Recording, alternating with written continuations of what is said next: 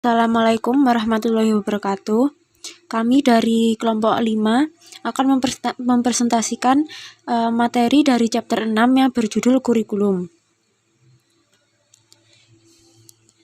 Anggota kelompok kami yaitu teman saya Faradia Elena Aprilianda dan saya Nuzulia Saida Barki.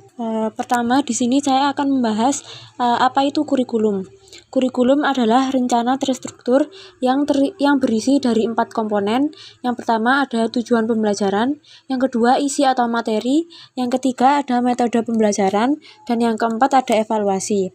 Fungsi utamanya sebagai panduan terarah bagi sekolah, guru, dan siswa untuk memastikan agar pembelajaran berjalan sistematis dan terstruktur. Peran strategisnya yaitu untuk membentuk karakter dan keterampilan peserta didik, menjadi penghubung visi pendidikan nasional dengan pelaksanaan di lapangan, dan menyiapkan peserta didik untuk tantangan di masa depan. Selanjutnya ada mode pembelajaran, yaitu yang dibagi menjadi 4. Yang pertama ada pembelajaran individual.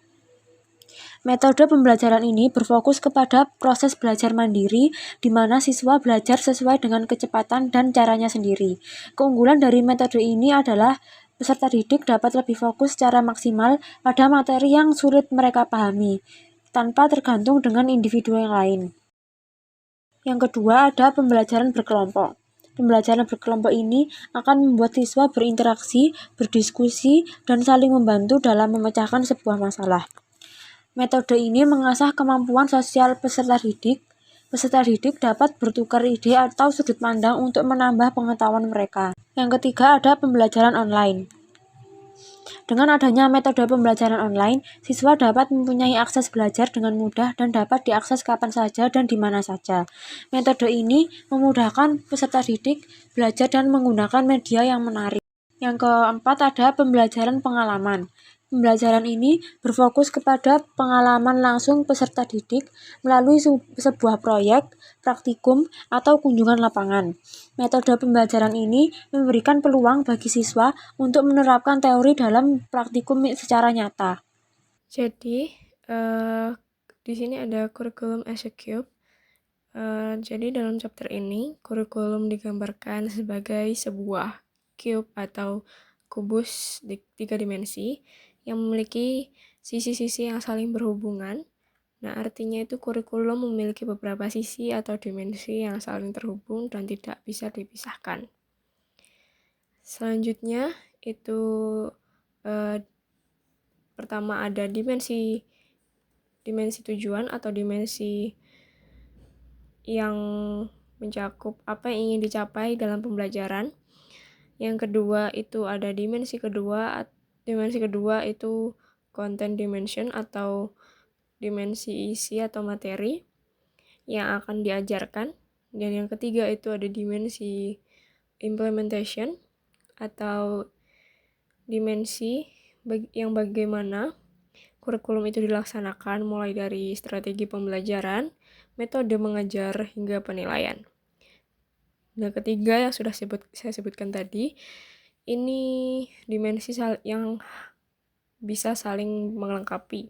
Seperti sisi-sisi kubus yang sudah saya bicarakan tadi, yaitu yang saling menopang. Nah, jika satu dimensi itu berubah, maka dimensi lainnya juga ikut terdampak.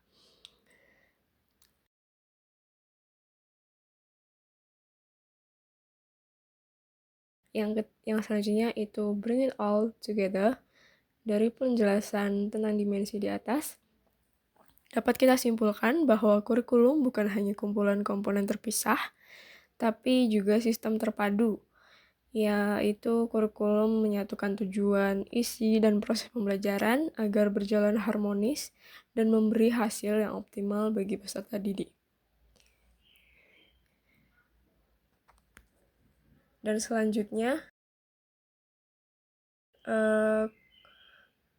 yang pertama ada keterpaduan dimensi kurikulum yang harus menjaga. Yang selanjutnya, yang pertama itu ada keterpaduan dimensi kurikulum, yaitu satu sama lain dimensi di atas itu harus saling berhubungan dan berkaitan. karena jika salah satunya berubah, maka hasil yang akan dicapai tidak akan sesuai atau maksimal.